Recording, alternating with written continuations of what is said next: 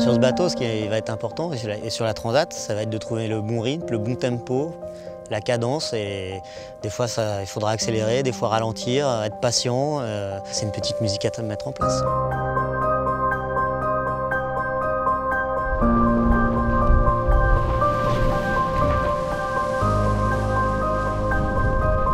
En mer, même en équipage, on a des moments, on a besoin de personnes solides. Il faut vraiment avoir des gens de confiance. C'est vrai que Seb et moi, on se connaît très bien. On a la même façon de voir les choses, donc je pense que c'est un vrai avantage.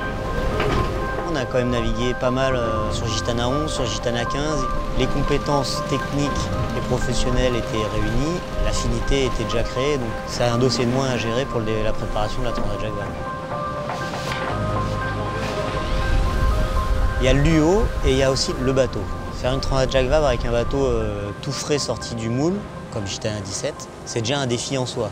Il va y avoir plein de fois où on aura des inconnus, des questions sans réponse. Il faut du feeling, il faut du sang-froid, il faut des têtes bien posées et pas être des fous du volant. C'est ça le plus important.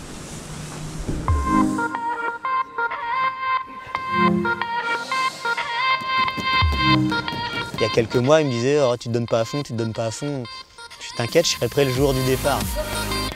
Le binôme n'a jamais eu autant d'importance sur un bateau de cette taille-là parce que tout seul, on fait rien. Une voile, ça pèse entre 150 et 250 kg.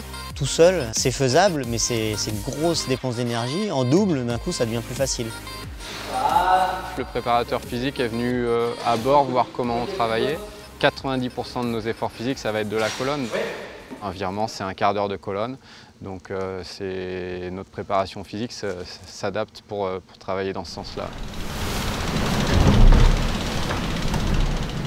Alors l'objectif de la Transat, il y en a plein. Il y a découvrir le bateau, se jauger par rapport à l'existant, c'est d'arriver à Bahia pour pouvoir accumuler des milles pour la route du Rhum.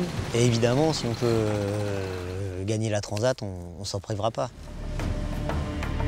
Il faut quand même qu'on soit soudés. Ça va durer entre 8 et 10 jours, on imagine. On est un peu des pionniers dans la voie de la course au large. Ça va être assez rapide. Il faut que ça soit le plus structuré possible pour ne pas se faire griser par cette machine qui est fabuleuse.